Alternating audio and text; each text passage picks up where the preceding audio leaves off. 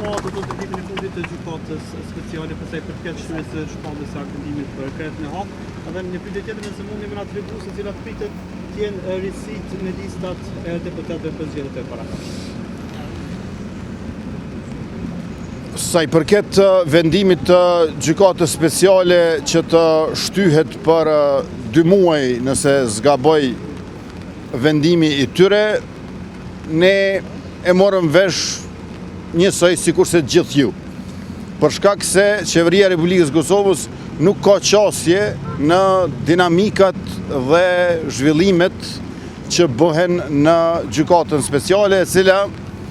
nuk karakterizohet nga transparenca për vendit ton në shërbim të të cilët thuhet se është. Edhe një herë theksoj, Kosova ka nevojë për gjykata normale, jo për gjykata speciale. Mirë po,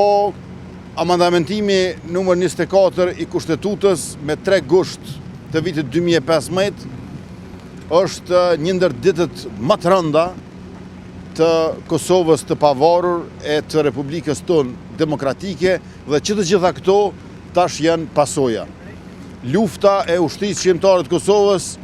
ishte dhe gjithmonë do të kujtohet e mësohet në histori nga pa numër breza si luftë e drejtë e cila ishte kundër një okupatori armiku që kishte projekt genocidal kundër popullit ton dhe njëkohësisht ishte luftë antikolonialiste, sepse ne nuk e kishim vetëm këtë genocidin e fundit nga Serbia, ky ishte genocidi i 4 që e ka bërë Serbia për më pak se 1 shekull e gjys në i popullit ton, andaj edhe ushtria shqiptare e Kosovës, si bardhëse e luftës shqiptare të popullit Kosovës, të ndihmuar nga mbar kombi shqiptar, jo vetëm në Ballkan, po edhe në Mërgat, është një luftë e cila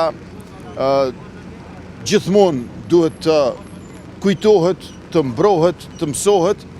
por në të njëjtën kohë edhe është domosdoshme që të nxjerrin mësimet nga gabimet politike të cilat janë bërë e të cilat na kanë sjellë në këtë situatë ku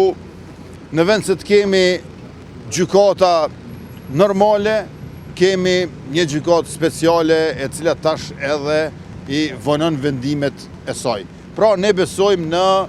drejtësinë e UÇK-s dhe në pafajësinë e krerëve të UÇK-s, të luftëtarëve të saj, të cilët